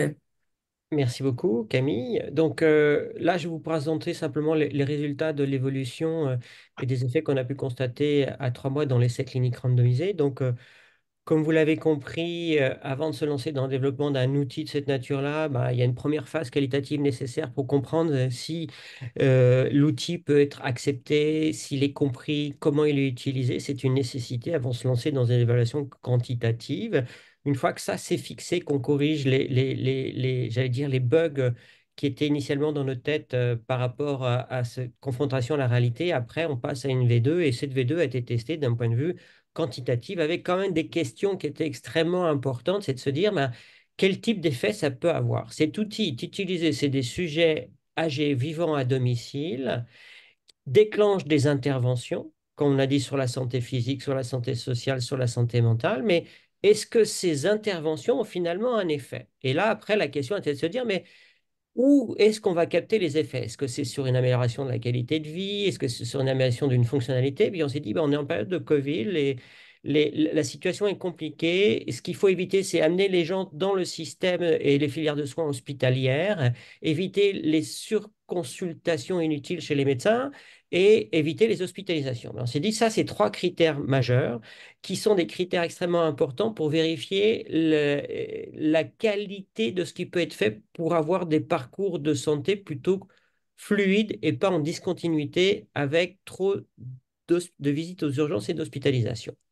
Donc, on a fait cet essai clinique avec d'un côté les gens interventions qui bénéficiaient de l'évaluation des OGR plus la mise en place des interventions, les interventions correspondant à ce que pouvait mettre en place elle seule la Croix-Rouge versus si la Croix-Rouge n'avait pas les services, aidait un acteur communautaire ou aidait le patient à naviguer dans la filière de soins dans laquelle il était orienté. Et le groupe contrôle, qui lui avait qu'une évaluation, n'était pas informé du retour de l'évaluation et n'avait que les soins usuels concrètement, en sachant que si on détectait une grosse anomalie chez ces gens, ils étaient sortis de l'essai. Et bien sûr, il y avait une intervention en urgence qui était proposée. Et puis, on a mesuré 3 types d'événements qui étaient entre le début et à 3 mois, le nombre de consultations, le nombre de visites aux urgences et le nombre d'hospitalisations, concrètement. Là, dans le tableau 2, vous avez l'incidence des consultations médicales, visites aux urgences, hospitalisation à 3 mois, la comparaison entre les deux groupes, et on s'aperçoit que les 3 éléments sont moins incidents dans le groupe intervention par rapport au groupe contrôle. Et quand on fait un modèle de régression logistique, eh bien, ajustant sur tous les autres paramètres des individus, l'âge, le sexe, le lieu de vie, le niveau de fonctionnalité au départ, eh bien, on confirme qu'il y a bien un effet de l'intervention qui diminue les consultations, que ce soit des consultations de médecins de famille, qui diminue qui diminue les visites aux urgences et qui diminue les hospitalisations. Diapositive suivante. Bien sûr, cet article est écrit et est actuellement soumis pour publication. Donc, qu'est-ce qu'on a pu constater? Finalement, l'expérience de l'outil, autant du côté usager que du côté utilisateur, est plutôt positive concrètement. C'était bien, moi, Camille, de faire ces diapos-là. J'ai un tout petit doute. Ouais, c'est bon? Non, OK. c'est à moi, juste reprendre la main pour terminer les Ouais, résultats de s'il la vous phase plaît, ouais, ouais. canadienne. Excellent, merci. Donc, tel que mentionné précédemment, on a fait une deuxième phase d'études qualitatives suivant la modification et la restructuration de l'outil. D'abord, on a sondé les usagers finaux, donc les personnes âgées, et également leurs personnes proches aidantes qui sont également âgées de 65 ans et plus, ont été inclus dans l'étude. Comme Dr. Boucher a mentionné, de façon générale, l'impression envers l'outil est positive. Les appels procuraient un sentiment de sécurité. La rapidité du processus était appréciée. Et également, l'orientation des bénéficiaires à travers le système communautaire aussi permettait de mieux répondre à leurs besoins. Et puis, également, on avait relevé que les appels aussi pouvaient parfois briser la solitude ou l'ennui. Ensuite, le questionnaire était décrit comme court, clair, et puis l'évaluation était assez complète. Comme Adeline l'a souligné, l'évaluation touche trois domaines de la santé, trois dimensions de la santé, pardon, médicale, sociale et psychologique. De surcroît, 90 des répondants à qui on a sondé souhaitent recevoir encore l'appel, le suivi aux 3 mois. Le seul point négatif qu'on avait soulevé, c'est que certaines personnes ont souligné que le processus pouvait être parfois un peu lourd parce il y avait beaucoup d'appels, une première évaluation. Ensuite, parfois, il y avait une infirmière qui rappelait pour faire des questionnaires complémentaires. Donc, parfois, le nombre d'appels élevés pouvait être lourd, particulièrement chez les personnes proches aidantes. Ensuite, au niveau de les expériences des acteurs de la Croix-Rouge, donc des bénévoles et ben, les gens qui faisaient les appels, ils décrivaient la plateforme comme facile à utiliser, le questionnaire était simple, puis ils ont apprécié la nouvelle version décrite comme claire, exhaustive. Plusieurs défis ont été soulevés, mais c'est plus du point de vue affectif et relationnel, puisque les appelants nous décrivaient des fois les échanges étaient chargés affectivement. Ils ont aussi dénoté parfois la confusion de la méfiance. Quand on les appelait, les personnes âgées parfois avaient peur que ce soit un appel frauduleux. Puis aussi, les bénévoles ont souligné certaines questions qui étaient un peu plus difficiles à aborder, des fois sur le statut socio-économique ou la santé. Certaines barrières aussi à l'utilisation, comme le problème d'audition, puisque ça se faisait au téléphone, puis certaines barrières linguistiques et techniques. Les bénévoles nous ont proposé quelques améliorations, par exemple, ajouter une question plus spécifique sur l'anxiété et de mettre à disposition une petite boîte à outils pour aider les bénévoles s'ils ont certains problèmes. Pour la prochaine diapositive, sommairement, au niveau des résultats, on voit que autant dans sa première version que dans sa deuxième version, c'est un outil qui a été apprécié par les utilisateurs, qui est simple, rapide et ça a été vraiment apprécié au niveau de l'équipe de la Croix-Rouge. Et comme Dr. Boucher avait souligné, l'intégration des OGR combinée avec les interventions de la Croix-Rouge est associée à un plus faible nombre de consultations chez le médecin, de visites aux urgences et d'hospitalisation après 3 mois d'intervention. Donc, sommairement également, suggestions pour l'amélioration. On a mieux harmonisé l'intégration du formulaire de consentement, on a ajouté des nouvelles questions et on a créé une boîte à outils. Donc, je laisse la main à Dr. Boucher. Merci Camille. Diapositive suivante. Donc, aujourd'hui, on est bien sûr dans un outil qui est stabilisé, qui a montré son efficacité, son utilisabilité. Et on est dans cette phase d'implantation et d'utilisation de des OGR à une plus grande échelle. Alors, bien sûr, on a un partenaire privilégié dans cette histoire qui a travaillé avec nous depuis le début, qui est la Croix-Rouge québécoise. Donc là, c'est un outil qu'ils utilisent pour leurs personnes aînées de manière systématique, qui a été déployé au CIUS Centre-Sud, au CIUS de l'Ouest de Montréal et dans le CIUS des Laurentides. Et puis, on essaye aujourd'hui de l'intégrer au niveau canadien. J'ai d'ailleurs la semaine prochaine une réunion avec la Croix-Rouge canadienne pour voir comment cet outil peut être intégré dans leur système de prise en charge, en sachant qu'après, dans la Croix-Rouge elle-même, alors, le fonctionnement est le suivant, c'est à 3 niveaux. Il y a une équipe de bénévoles qui est formée parce qu'on a bien sûr fait un webinaire de formation à l'utilisation de l'outil Isogère. L'outil remplace et l'appel est réalisé par le bénévole qui remplit le questionnaire. Quand un drapeau rouge s'allume, il y a un coordinateur d'une équipe de bénévoles, d'une dizaine de bénévoles qui reprend les dossiers et qui regarde. Et quand c'est un problème que le coordinateur n'arrive pas à régler ou c'est un problème d'ordre santé mentale et physique, ça remonte à une infirmière qui va appeler l'individu et qui va, elle, justement, accompagner l'individu dans la mise en place des services qu'il est prêt ou pas à accepter. Donc, c'est parfaitement intégré dans leur procédure. On a aussi fait une implantation dans une expérimentation à la clinique externe gériatrie de l'Institut universitaire de gériatrie. C'est-à-dire que c'est un outil communautaire, mais on voudrait en faire un outil de communication entre l'intérieur et l'extérieur du secteur, on va dire, hospitalier, de la consultation externe vers le milieu communautaire. Et on essaye d'avoir un outil un peu plus modulaire du côté de la clinique externe qui va plus loin, mais qui permette ce langage commun et qui permettent de suivre comme un dossier virtuel du web dans l'ensemble, le patient tout au long de son parcours. Donc là, ça, c'est en cours et puis on essaye de l'intégrer au sein du système du CEUS, bien sûr. C'est un peu plus compliqué. Rentrer dans le système informatique du système de santé du ministère M3S, c'est comme si c'est Fort Knox. Ben, on y est toujours. Ça nous a coûté beaucoup d'argent en dehors du projet, concrètement, pour ne pas vous le cacher. Juste pour une analyse de sécurité, c'est 100 000 $. Et on n'est toujours pas implanté dans le CIUS Centre-Sud. Mais une fois qu'on sera implanté dans le système, après, on pourra le diffuser à large sur l'ensemble des CIUS, concrètement. Euh, Diapositive suivante. S'il y en a une autre. Ou pas? Ah, parfait. Alors, bien Vous sûr, voyez? dans les implantations, il y a tout ce qui est relié à la diffusion et le transfert de connaissances. On a fait de multiples présentations depuis juin 2021 en parlant de l'outil au niveau de différents groupes de gens qui étaient là, de journées scientifiques, notamment au centre de recherche, présentation à l'Association de santé publique, présentation au ministère. Et d'ailleurs, on était hier avec Adeline et Camille en train de présenter à Michel Arsambault au ministère dans le contexte plus de l'utilisation des personnes proches aidantes pour qu'ils soient intégrés dans le prochain plan d'action 2026-2031 des personnes proches aidantes. On a présenté ça, bien sûr, au niveau du Centre-Sud à la table des chefs. Diapositive suivante. Donc après, je ne vais pas faire le listing de toutes les actions qui ont été réalisées, mais on a fait vraiment de multiples présentations. Et puis là, le dernier point sur lequel on travaille, bien sûr, c'est sur la publication de ces résultats des études quantitatives et qualitatives. Diapositive suivante. Parfait.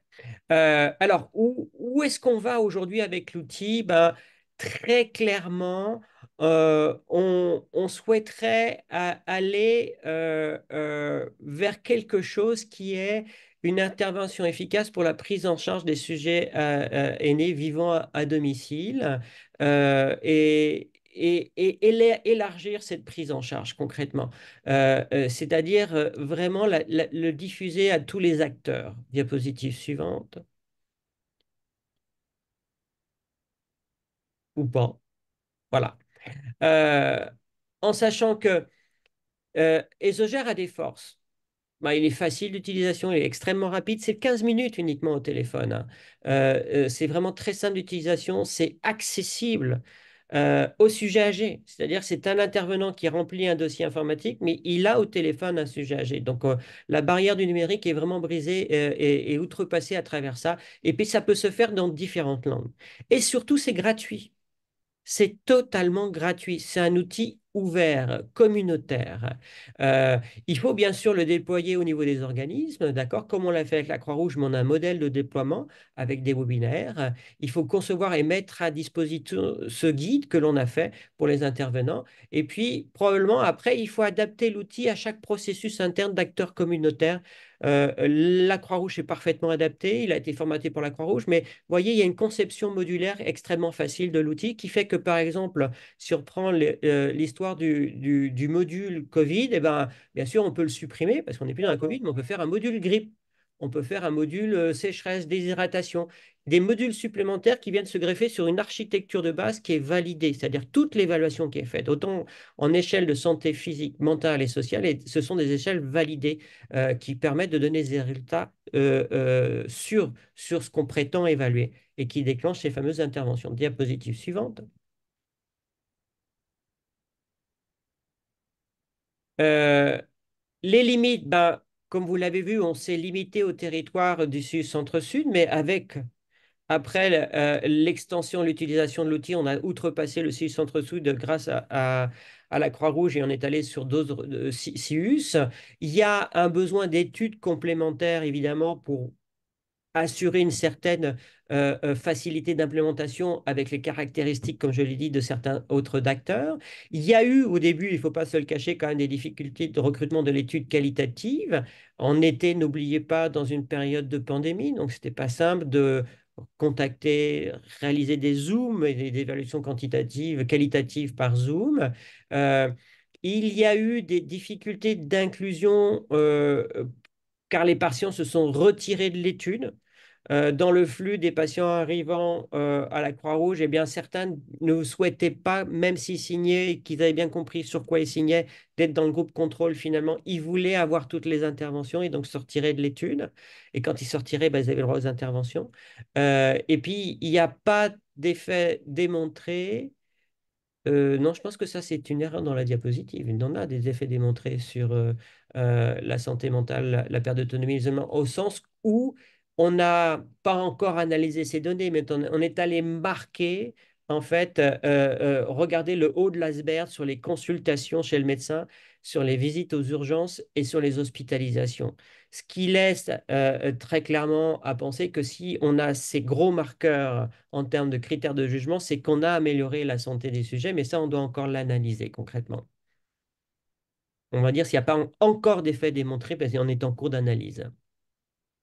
Alors, les pistes de recherche, c'est évaluer l'intégration des OGR dans d'autres milieux preneurs, concrètement, autres que les CIUS, d'autres acteurs communautaires, et mesurer son efficience à prendre en charge efficacement et rapidement les personnes âgées vulnérables, mais à l'échelle québécoise.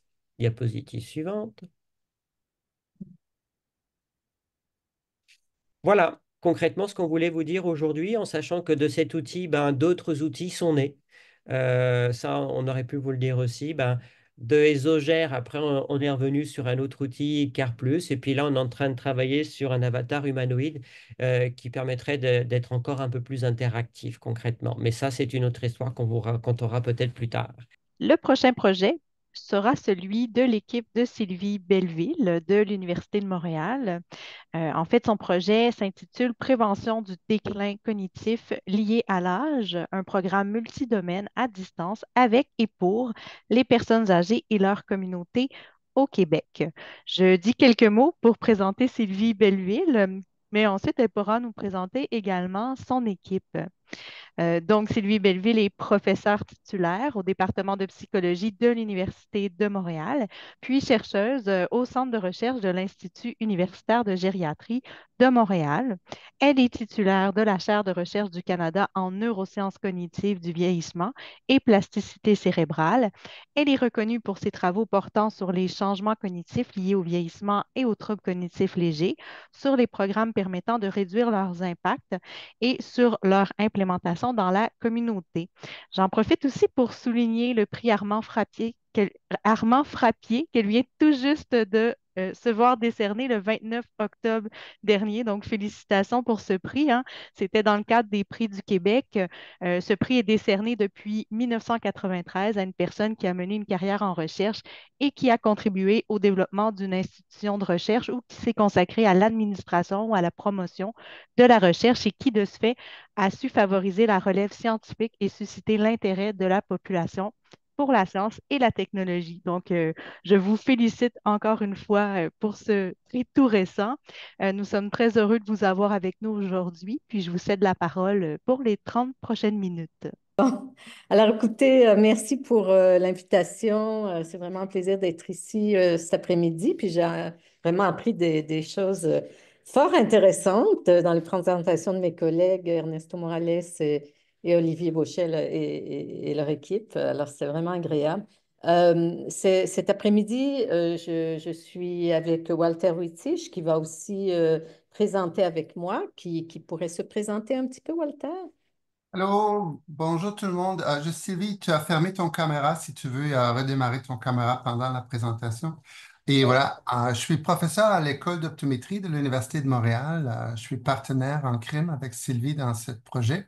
Et surtout, j'étais un peu plus responsable sur la partie de travail qualitatif dans ce projet. Et voilà, et nous sommes une équipe de chercheurs. Vous avez ici le nom des chercheurs qui sont impliqués dans ce projet. Il y a aussi beaucoup d'autres chercheurs qui sont impliqués dans Santé Cerveau Pro, le programme. Et cet après-midi, on a aussi la chance d'avoir Asma et Mohamed. Mohamed, Asma, vous pouvez dire un petit bonjour. Donc, juste dire votre rôle dans le projet. Oui, bonjour. Je vais laisser Asma, ma collègue, prendre la parole. Vas-y, Asma. Bonjour tout le monde. Mon nom est Asma. Je suis professionnelle de recherche au sein de l'équipe de Dr Belleville. Puis j'ai eu l'occasion de travailler sur le programme Santé Cerveau Pro, en fait, sur la partie qualitative du projet. J'ai eu l'occasion de euh, participer quand même à l'élaboration de sociale et aussi de faire l'analyse qualitative des. Voilà. Alors, bonjour, Mohamed Kadri. Donc, je suis gestionnaire de projet professionnel de recherche à l'Institut de gériatrie de Montréal au sein de l'équipe du docteur Sylvie Belleville. Puis, j'ai travaillé aussi conjointement avec ma collègue Asma sur ce projet et je me suis focalisé beaucoup plus sur les entrevues semi-dirigées ainsi que l'analyse qualitative. Et peut-être, merci Mohamed et Asma. Désolée Mohamed, je t'ai mis professionnel, mais alors, j'ai pas de photo, mais bon, vous l'avez là devant vous. Il faut souligner aussi la collaboration de Noa Ben Gayed, qui n'est pas là aujourd'hui, mais qui représentait dans notre équipe la Fédération québécoise des sociétés Alzheimer. C'était notre organisme communautaire, notre organisme partenaire. On a travaillé très proche avec eux. Vous allez voir là, lors de la présentation aujourd'hui. Alors, ça part de quoi ce projet dont on vous parle aujourd'hui? Ben, ça part d'une part de la présence des troubles neurocognitifs ou démence ou maladie d'Alzheimer et troubles associés. Donc, il y a plusieurs façons de qualifier les troubles neurocognitifs associés à l'âge. On sait que ces troubles-là sont présents chez plus de 30% des personnes âgées de plus de 85 ans. Donc, comme l'espérance de vie augmente, on sait que la prévalence va augmenter de façon très importante dans nos sociétés. La bonne nouvelle, c'est que depuis quelques années, on a commencé à avoir des évidences, des arguments scientifiques très probants selon lesquels les facteurs, différents facteurs modifiables pourraient être responsables d'une importante proportion des cas de démence ou des cas de troubles neurocognitifs. Et vous avez ici un modèle très connu, très utilisé dans la littérature parce qu'ils ont fait une méta-analyse des méta-analyses tenant compte du risque relatif des différents facteurs de risque ou de protection et de leur prévalence dans la population. Et ils ont pu montrer que si on pouvait réduire ou éliminer complètement une douzaine, et on est rendu à 14, et il y a la vision et d'autres facteurs, je pense le cholestérol qui a été identifié plus récemment. Ben, si on pouvait éliminer ces facteurs-là dans la population, on pourrait avoir un impact majeur sur le pourcentage de cas Et ici, dans cette étude de Livingstone, ils ont estimé que 40% des cas de maladie d'Alzheimer ou troubles apparentés pourraient être éliminés si on pouvait éliminer ces facteurs de risque modifiables. Donc, évidemment, on sait qu'on ne va pas tous les éliminer, qu'on ne va pas les éliminer nécessairement, mais juste réduire leur incidence pourrait avoir un impact important. Et c'est important dans le cas de la maladie d'Alzheimer parce que ce sont des maladies qui sont liées à l'âge et on sait que les gens peuvent décéder d'autres choses, mais ce qui est important, c'est de garder leur autonomie pendant les dernières années de la vie, en repoussant le moment, par exemple, où pourrait survenir une démence ou un trouble neurocognitif majeur, ben, on a un impact important sur le nombre de cas. Les estimations ou les travaux considèrent que si on pouvait ralentir d'un an, par exemple, au niveau mondial, le nombre de cas ou la survenue d'une maladie, d'un diagnostic, ben, ça pourrait réduire de 10% le nombre de cas mondialement. Et si on pouvait retarder de 5 ans, ben, ça pourrait réduire de 50% le nombre de cas mondialement. Donc ça veut dire que d'agir sur ces facteurs de risque modifiables peut avoir un impact majeur sur le nombre de cas. Ça a un impact sociétal, mais aussi au niveau de l'individu et de sa famille. Et la technologie pourrait nous améliorer pour ça, notamment pour renseigner les personnes âgées sur les facteurs de risque modifiables et sur comment on peut effectivement réduire son risque. Et on sait que les aînés sont de plus en plus technophiles. Dans une étude de AgeWell, qui est un réseau pan-canadien, on a montré qu'après la pandémie, un des bénéfices, si on veut, positifs de la pandémie, a été que les gens se sont familiarisés avec les technologies de l'information. Et on sait maintenant que 88% des Canadiens âgés de 65 ans et plus utilisent Internet quotidiennement. Et ils signalent que l'Internet peut avoir un impact positif sur leur santé et leur bien-être. Donc, nous, on a voulu utiliser les technologies pour pouvoir promouvoir la santé cognitive, donner de l'information, éduquer, donner accès à de l'information qui soit aussi scientifiquement crédible, parce qu'on sait que c'est ce que les gens veulent. Ils veulent avoir de l'information qui est scientifiquement validée, en laquelle ils peuvent avoir confiance. Alors, le programme qu'on a développé s'appelle le programme Santé Cerveau Pro. Il existe en anglais et en français. Ça a été développé dans le cadre du consortium canadien sur la neurodégénérescence associée au vieillissement. Et là, il y a presque 150 chercheurs, étudiants, mais aussi personnes âgées, personnes dans les sociétés Alzheimer, notamment, qui ont contribué au contenu et aux modalités associées à ce programme. C'est un programme éducatif. Il est accessible sur le web, donc les gens vont s'inscrire. Ici, vous avez ici la feuille la page d'inscription. Et on va leur donner de l'information sur 7 facteurs de risque modifiables qui sont maintenant pour lesquels on a des évidences solides qu'ils ont un impact sur la santé cognitive, puis on sait comment les modifier également.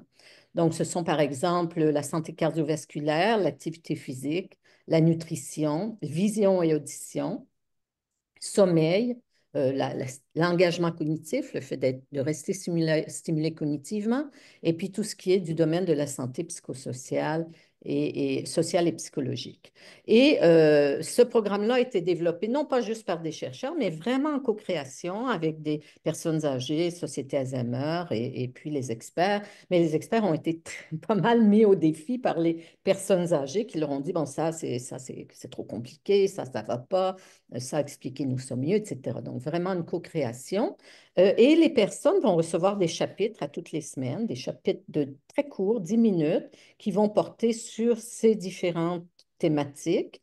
Et ce sont des chapitres interactifs avec des quiz, des questionnaires, de l'animation. C'est personnalisé dans la mesure où on va utiliser des questionnaires pour établir le profil de risque de l'individu.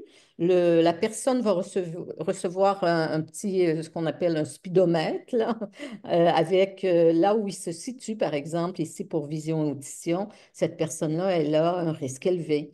Même chose pour nutrition, mais elle pourrait avoir un risque plus bas, par exemple, pour la santé vasculaire.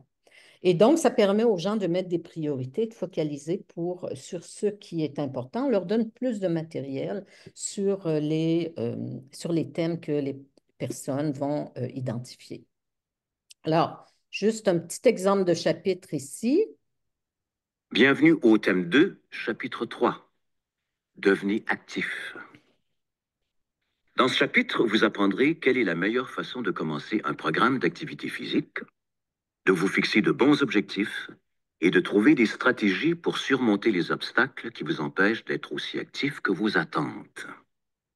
Vous y découvrirez également des ressources concernant chacun de ces aspects. OK. Bienvenue au thème 2, chapitre 3. Devenez actif. OK. Alors, oups, je pense que voilà. Donc, ici, donc ça, c'est un exemple de chapitre. Il dure environ 10 minutes. Il y a des quiz dedans. C'est pas juste, on ne fait pas juste écouter l'information, on peut aussi réagir, répondre à des questions, etc. Et il y en a 4 comme ça, nouveaux chapitres par semaine. Alors, quel était l'objectif de ce projet, dans le cadre de notre objectif dans le cadre de ce projet particulier, en partenariat avec la Fédération québécoise des sociétés Alzheimer? D'abord, c'était d'adapter le contenu et les fonctionnalités du programme aux besoins des aînés du Québec et aux besoins de l'organisme partenaire. Notre question était de savoir, est-ce que ce programme-là répond aux besoins des gens qui vous consultent, qui vous demandent de l'information? Est-ce que votre personnel aurait envie de le proposer? Est-ce qu'il manque des choses? Et bon. Donc, on voulait l'adapter, on voulait voir quel était l'intérêt, comment on aurait pu faire en sorte qu'il réponde aux besoins des sociétés locales de la Fédération québécoise des sociétés Alzheimer. Ensuite, le deuxième objectif était de l'implémenter. Donc ça veut dire que les sociétés Alzheimer allaient diffuser le programme. Et vous allez voir qu'on a diffusé pas juste le programme, on a aussi, Walter va vous en parler, monté des activités sociales associées au programme. Et donc, aller le proposer à des personnes qui pourraient rencontrer nos critères, qui est des personnes âgées, sans troubles cognitifs, ou avec une plainte subjective, ou avec un trouble cognitif léger, mais pas de trouble neurocognitif majeur, donc pas de diagnostic de maladie d'Alzheimer, mais avec un risque, c'est-à-dire soit une histoire familiale, ou des gens sédentaires, ou des gens qui avaient un facteur de risque vasculaire notamment. Et au Canada, on a recruté 350 personnes. On en visait 50 au Québec. Et c'est eux qui vont être l'objet de nos modifications particulières. Et donc, la troisième phase était d'évaluer l'impact du programme sur les personnes participantes, évidemment, mais aussi surtout de regarder le processus de mise en œuvre, c'est-à-dire de travailler avec les personnes âgées, avec les animateurs des sociétés Alzheimer, avec les organisations, pour identifier les obstacles, les facilitateurs à l'utilisation d'un programme comme celui-ci dans leur contexte particulier. Alors, je vais passer la parole maintenant à Walter. Merci Sylvie. Dans notre première phase, qui était la phase de co-création et de consultation avec nos partenaires, surtout la Fédération des associations Alzheimer, on a reçu plusieurs suggestions de notre comité d'aviseurs pour adapter le programme. On a des animations sur cette diapo. Je veux attirer votre attention sur 3 parties spécifiquement. Si tu cliques, ça va apparaître. La première partie, c'était une question de diversité, surtout dans les images qui ont été utilisées dans nos matériaux. C'était quelque chose de relativement facile à implémenter, d'avoir des images où les participants peuvent se reconnaître plus facilement. La deuxième suggestion qui était implémentée immédiatement, c'est la production des petites vidéos d'introduction qui ont été produites par les chercheurs qui ont été responsables pour chaque des modules. Et ça peut attirer un peu plus de l'intérêt et d'expliquer un peu le point de départ pour chaque module qui correspond à un des facteurs de risque modifiables.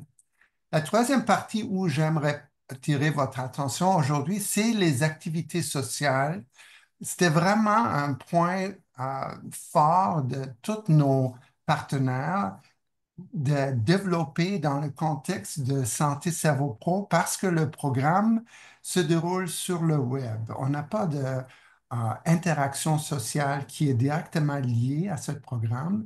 Et on va regarder maintenant sur le prochain diapo un peu plus qu'est-ce que ça donnait. On a commencé à développer des activités sociales. Sylvie, Oh, on a perdu, on a perdu notre orateur. Il va revenir, j'en suis sûre, à moins que ce soit une panne d'électricité.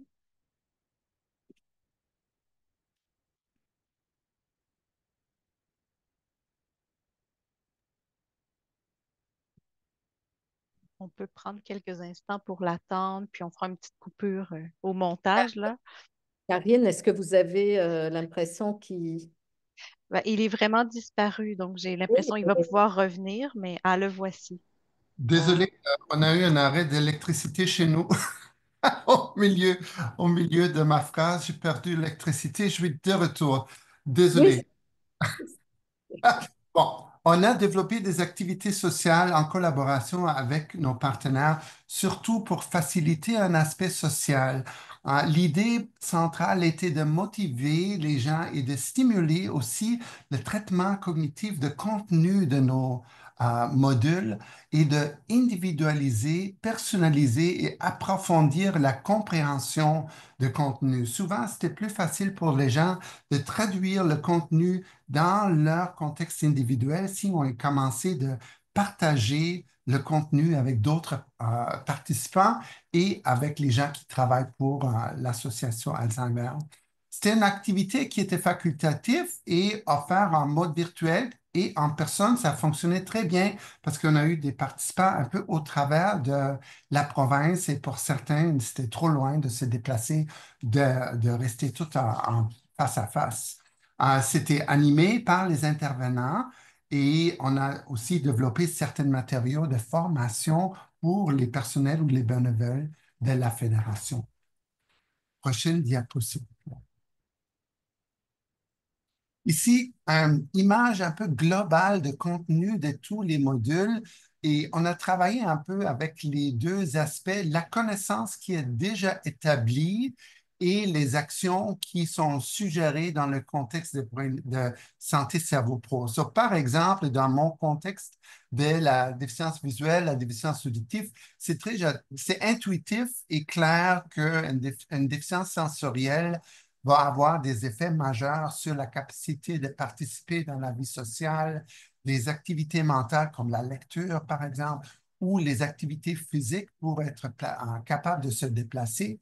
Les actions suggérées, très simples, par exemple, faire un suivi de la santé sensorielle chaque 2 ans, consulter un optométriste, un audiologiste, juste pour garder tout en bonne santé et si on trouve des problèmes, on peut faire une référence très tôt pour faire des interventions nécessaires.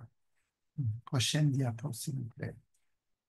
Dans le contexte des résultats, on a résumé le contenu en 4 thèmes. Le premier thème, surtout sur le programme en général, les gens ont trouvé ça très efficace et bien structuré, mais quand même, c'est 45 semaines de matériel. Les gens ont trouvé ça un peu long. On a trouvé des solutions. On peut peut-être parler un peu plus tard sur le développement de contenu dans le contexte de longueur. Et parfois, ça a l'air un peu répétitif si les gens trouvent la même information dans plusieurs de modèles. Dans le contexte des activités sociales, les prix c'était apprécié et les gens ont reconnu le bénéfice. Donc, mais au Québec, on a eu relativement peu de participants et probablement l'aspect social est plus engageant si on a plus de personnes qui sont présentes. Parfois, c'était juste des sessions avec 2 ou 3 personnes. Et on a toujours des préférences individuelles. Le troisième thème, c'était des défis de l'implémentation, surtout de comment trouver les personnes âgées qui peuvent participer, la disponibilité de support, surtout du support technique et certaines questions logistiques. Et dans le quatrième thème, on a eu certaines recommandations. J'ai mentionné quelques-unes déjà, mais des suggestions très intéressantes au niveau de la diffusion et l'inclusion aussi d'autres partenaires prenants qui sont potentiellement intéressés. De retour à Sylvie. Oui, merci. Alors, juste pour vous présenter quelques petites données quantitatives. Ici, c'est l'utilisabilité. Comme c'est un logiciel, c'est très important d'évaluer son utilisabilité. On a aussi évalué ce qu'on appelle l'acceptabilité et tout est très positif, c'est-à-dire que les gens trouvent que c'est facile à utiliser, se sentent en confiance, ont l'impression que c'est facile à utiliser, facile à apprendre et n'est pas lourd. Là, ici, j'ai mis entre, on a mis ici en guillemets parce que quand c'est vers la droite, c'est pas plutôt d'accord. Là, c'est l'inverse. Donc, ici, pour ces premières questions, plus c'est à droite, de toute façon, plus c'est à droite, plus c'est positif. Mais pour ces questions-là, ce serait plutôt pas d'accord, qui serait par exemple la question 3. Donc, les gens ont beaucoup aimé, ils ont trouvé que c'était facile à utiliser, ils ont trouvé que c'était pas compliqué à apprendre. Ici, c'était nos variables primaires, c'est-à-dire qu'on voulait savoir si c'est un programme éducationnel, est-ce que les gens connaissent mieux la démence après le programme? Et la réponse est oui. On a ici des tailles d'effet modérées, c'est-à-dire qu'après 6 mois déjà, les gens ont déjà appris tout ce qu'ils avaient. Ça, c'est intéressant. Ils ont appris tout ce qu'ils avaient à apprendre.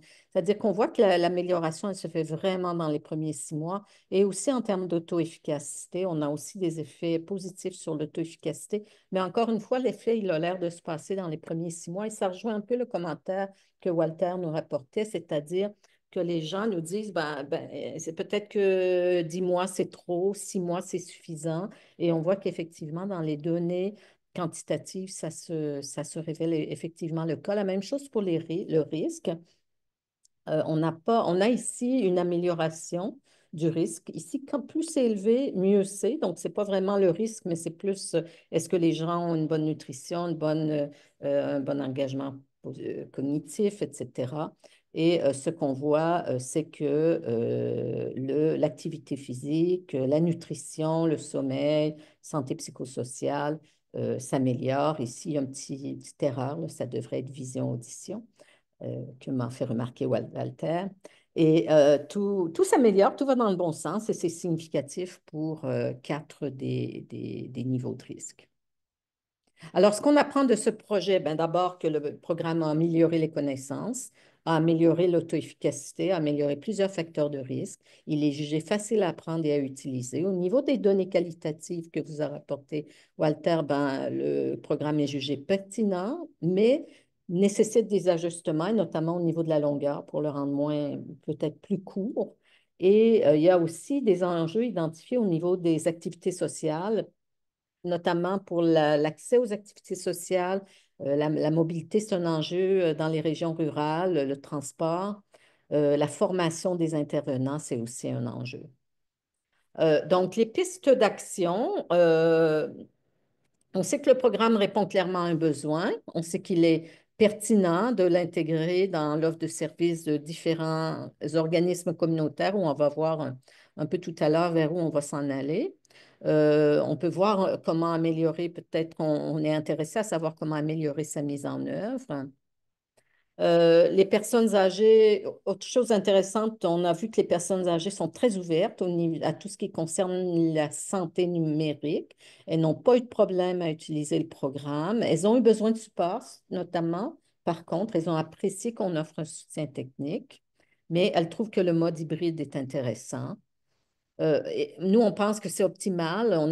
Les gens ont très, très bien travaillé avec le programme et probablement parce que ça a été co-créé avec les personnes âgées. On a fait très attention de ne pas partir tout seul de notre côté, mais d'être accompagné avec les personnes âgées, les organismes qui nous ont donné beaucoup de retours sur comment améliorer l'outil. L'importance des activités sociales, on a quand même 35% des personnes au Québec. Au Québec, les gens avaient accès aux activités sociales. Le tiers ont participé à ces activités-là. C'est quand même pas mal parce que si on pense que le tiers des personnes âgées au Québec ont accès à ce programme et si tous les aînés du Québec ont accès à ce programme et que le tiers veut participer à des activités sociales, ça fait quand même beaucoup de monde. Donc, c'est un élément qui, pour nous, était très positif. C'était vu comme une suite logique, ça donne accès à une personnalisation, mais aussi à des échanges entre les personnes qui suivent le programme, puis c'est un moyen de briser l'isolement. Mais il y avait des défis au niveau organisationnel. trouver le bon lieu, avoir du personnel et les enjeux d'accessibilité. Alors, peut-être sur un point plus très positif aussi, c'est l'importance de la collaboration qui a été cruciale dans ce projet. À la fois travailler avec des aînés, euh, une centaine de chercheurs, des professionnels du milieu, c'est quand même pas rien.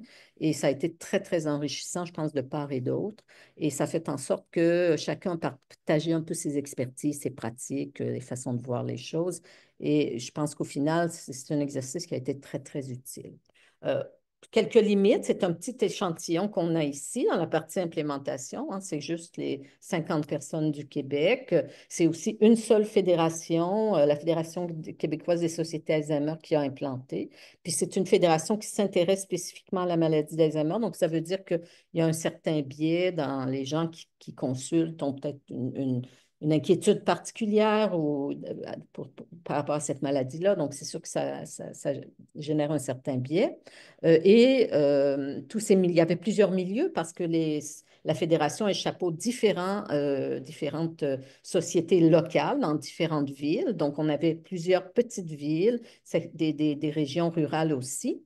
Mais il reste que c'était toutes des sociétés qui faisaient partie de la même fédération, donc avec la même vision, la même mission. Donc, on va vouloir varier ça dans une prochaine phase. Donc, nos perspectives, parce que vous l'avez demandé aujourd'hui à tous les présentateurs. Ben, d'abord, on va adapter le programme. On a eu des commentaires.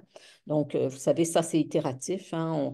On ajuste constamment le programme aux besoins parce qu'on sait qu'au fur et à mesure, différents éléments on va attirer notre attention sur différents éléments. Donc là, on voudrait avoir un programme flexible avec différentes longueurs, d'une version 6 mois, version 12 mois, l'original, 10 mois en fait, et puis peut-être la possibilité d'omettre des chapitres. Accessibilité sur un téléphone cellulaire, ça c'est nos partenaires des autochtones nous ont dit que ça, c'est un problème. Si on devait avoir haute vitesse Internet, ils n'avaient pas toujours accès, mais avec un téléphone cellulaire, c'était possible d'avoir accès au programme. Donc, on a modifié le programme pour qu'il soit accessible sur téléphone cellulaire. Puis, on va créer des glossaires et documents foires aux questions pour aider les personnes âgées à... Ce qu'on fait maintenant, on est en train de préparer un essai contrôlé randomisé pan-canadien. Donc, c'est-à-dire qu'on veut examiner l'impact du programme sur le risque, mais chez un plus grand nombre de personnes âgées et augmenter aussi le type de personnes qu'on va recruter, essayer d'avoir des gens qui sont peut-être moins scolarisés, qui sont plus vulnérables, et on va avoir une condition de comparaison, ce qu'on n'avait pas ici. On avait juste un pré et un post. Et on est très content aussi, très excité de commencer une étude de mise en œuvre, d'implémentation dans plusieurs milieux. Donc, on va élargir à d'autres types de milieux, notamment cliniques, des autres types d'organismes communautaires, et on est en train de travailler avec la Santé publique de Montréal pour l'implémenter auprès d'eux. Et on va élargir au Canada avec des organisations dans les autres provinces.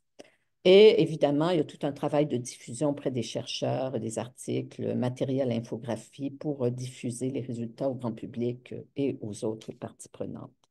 Alors voilà, je vous remercie pour votre attention et Donc, merci. C'est déjà la fin. Mon petit discours éclair de conclusion ne sera pas très, très long. Ne vous en faites pas. Je tiens simplement à remercier encore une fois nos trois équipes pour avoir présenté de manière très dynamique leurs recherches en duo, en trio parfois. C'est vraiment inspirant de voir que vous travaillez main dans la main sur ces questions de société très importantes. On voit aussi des thématiques qui reviennent d'une recherche à l'autre, les recherches-actions aussi, donc la mobilisation des partenaires du terrain sont importantes. On les a vus aussi ressortir. Donc voilà, sans vous, ces recherches ne seraient pas possibles. Sans le secrétariat aux aînés non plus, ce financement n'aurait pas été rendu possible. L'identification de ces besoins de recherche aussi. Donc, je vous remercie encore une fois pour votre confiance. Je rappelle que tout a été enregistré, à l'exception des périodes de questions. Donc, vous allez retrouver sur le site web du fonds, sur les pages des projets, l'enregistrement, mais aussi sur la page YouTube du fonds de recherche dans quelques jours déjà. Vous pouvez consulter les rapports de recherche. On vous invite à aller les consulter sur le site web du fonds. Puis, on a une autre rencontre avant Noël. Donc, dès lundi, on aura une autre rencontre de transfert des connaissances pour présenter trois autres projets du même programme. Donc, on vous invite à vous inscrire. Ce sera dans l'après-midi ce lundi. Puis, je laisserai le mot de la fin à notre partenaire, Isabelle Hardy. Merci beaucoup. Merci beaucoup là, pour les présentations d'aujourd'hui. Sachez là, que le secrétariat aux aînés va poursuivre son soutien à la recherche là, dans le cadre du plan d'action gouvernemental 2024-2029, La fierté de vieillir. Donc, on est vraiment heureux là, de poursuivre ce partenariat-là avec le fonds de recherche, avec la communauté scientifique. On demeure vraiment convaincus là, que c'est des résultats qui nous permettent d'approfondir nos réflexions, d'éclairer nos décisions, d'améliorer nos politiques. Donc, encore une fois, merci beaucoup. Merci à vous. On vous laisse partir pour l'après-midi en vous souhaitant à la prochaine.